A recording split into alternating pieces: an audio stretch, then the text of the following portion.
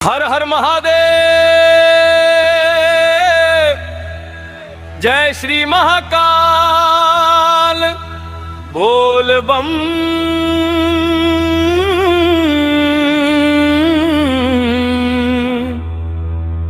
बोल बम। हर हर महादेव गूंजे रे भोले बाबा के द्वार। कांवड़ लेकर निकले भक्त भर गईल सावन के बहार।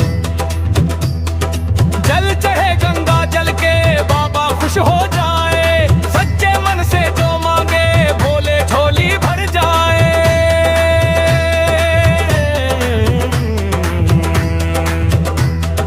माथे चंदन गले रुद्राक्ष हाथ में डमरू बाजे। भोले बाबा के जयकारा पूरा जग में गूंजे। देवघर नगरी सज गई बा भक्तन के लागल लाइन। बोल बम के नारा लागे गूंजे चारों साइड। हर हर महादेव गूंजे रे भोले बाबा के द्वार। कांवड़ लेकर निकले भक्त भर गईल सावन। बोल बम।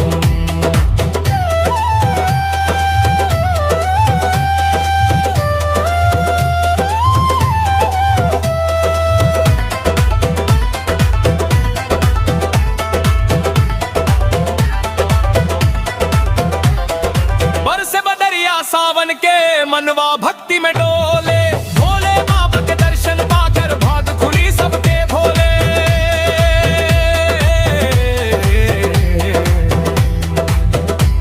कोई दूध चढ़ावे बाबा पे कोई बेलपत्र चढ़ाए।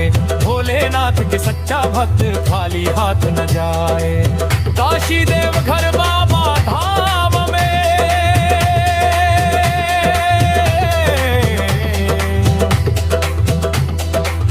भक्तन के भीड़ अपार।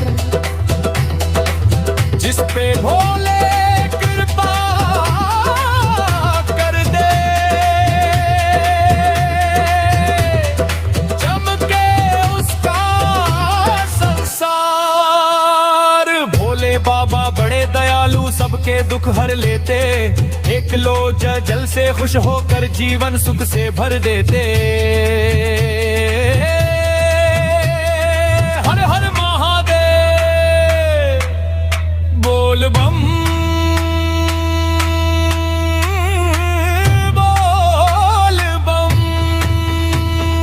जल चढ़ाने चलो रे भक्तों भोले बाबा के द्वार।